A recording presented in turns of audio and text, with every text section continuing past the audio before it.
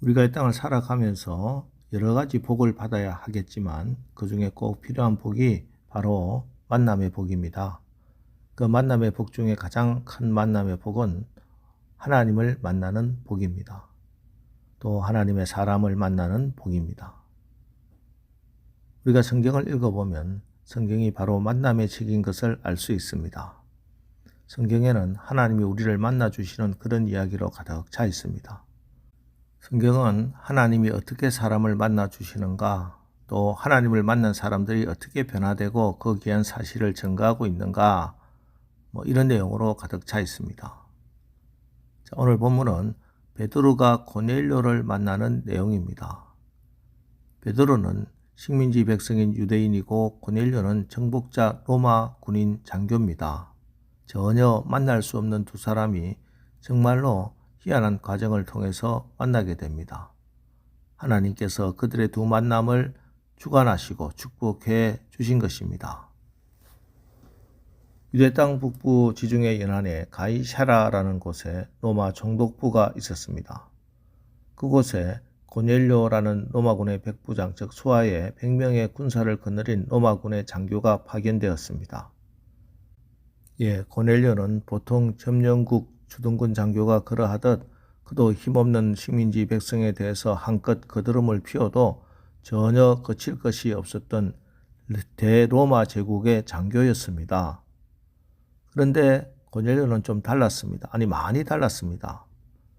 그는 주둔군 장교라는 오만함을 떨쳐버리고 유대인의 친구가 되어서 유대인들에게 도움을 베풀었고 좋은 일을 많이 했습니다. 형제처럼 진실하게 대했습니다. 이 같은 고넬료의 행동은 위선이 아니라 마음속에서 우러난 진심이었습니다. 그래서 22절 저희가 대답하되 백부장 고넬료는 의인이요 하나님을 경외하는 자라 유대 온 족속이 칭찬하더니 하고 증거하고 있습니다.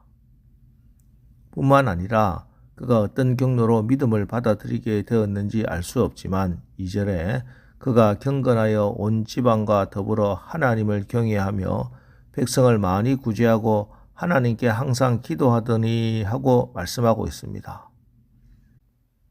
고넬료는 로마 군인이면서 하나님을 경외하는 자였습니다. 자신뿐만 아니라 온 가족이 하나님을 정성껏 섬겼습니다. 그는 매일 시간을 정해놓고 기도를 드리는 기도의 사람이었습니다. 그런 고넬료를 하나님은 모두 굽어보고 계셨습니다. 그리고 베드로를 만나게 해 주십니다. 왜? All need to be saved. 모든 사람은 구원을 받을 필요가 있다. 고넬료가 구원받아야 하기 때문입니다. 그렇습니다. 그가 아무리 경건하여 온 지방과 더불어 하나님을 경외하며 백성을 많이 구제하고 하나님께 항상 기도하더라도 그런 사람도 구원받기 위해서 복음이 필요하기 때문입니다. 예수님이 필요하고 예수의 보혈로 구속받아야 하기 때문입니다.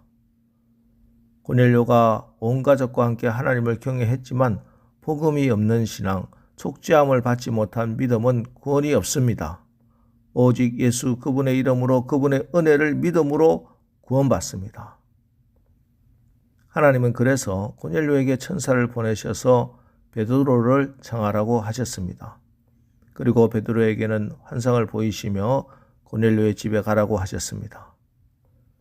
베드로는 환상을 보고 무슨 뜻인지 속으로 생각하고 있을 때 마침 고넬료가 보낸 사람들이 찾아왔습니다. 그때 천사는 베드로에게 일어나 내가 그들을 보냈으니 의심하지 말고 그들과 함께 가라고 했습니다. 이렇게 해서 고넬료 집에 베드로가 왔습니다. 그리고 고넬료 집은 이방인의 최초로 하나님께 예배드리는 가정교회가 되는 축복의 주인공이 됩니다.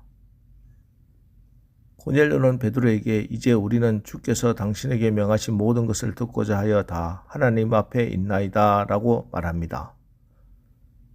고넬료의 이 말은 하나님께 예배드리는 우리의 자세를 가르쳐 주고 있습니다.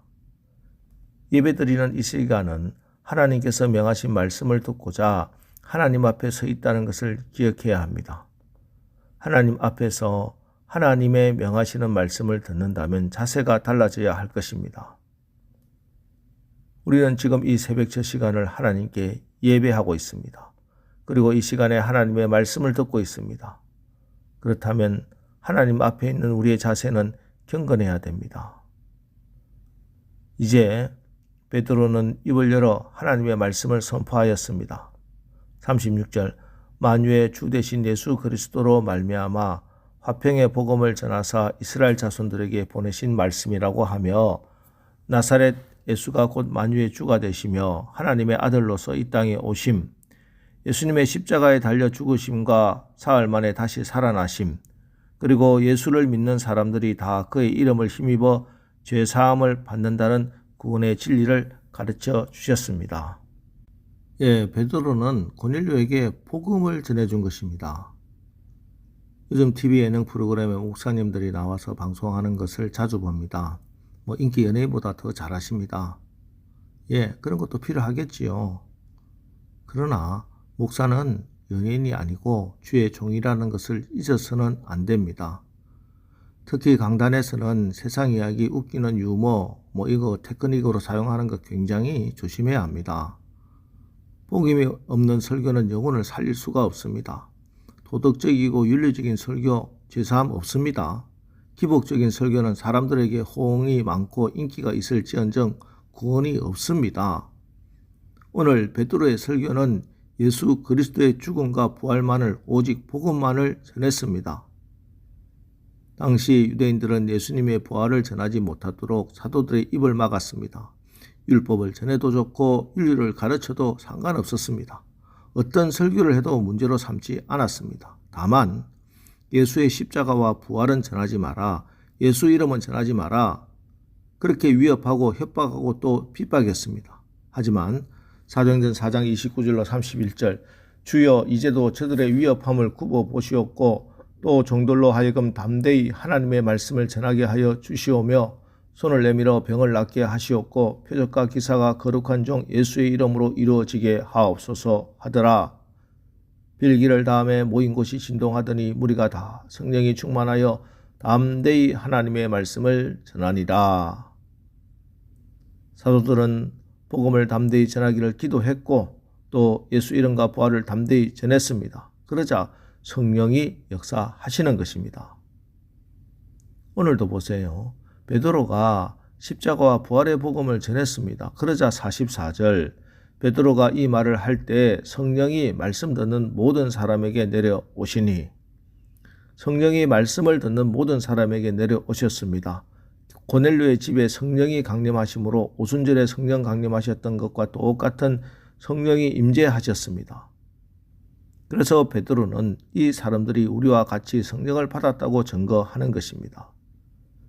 이렇게 이방인 최초의 교회가 고넬료의 집에 세워지게 된 것입니다. 여러분, 무엇이 참 능력입니까? 무엇이 구원입니까? 예수 복음이 능력입니다. 예수 이름이 구원입니다. 오늘 하루 이 구원의 능력, 구원의 이름, 십자가와 부활을 복음을 붙들고 예수 이름으로 담대히 복음을 전하는 승리하는 하루를 사시기를 주님의 이름으로 축원합니다. 기도하겠습니다. 하나님, 우리가 복음으로 무장하게 하옵소서.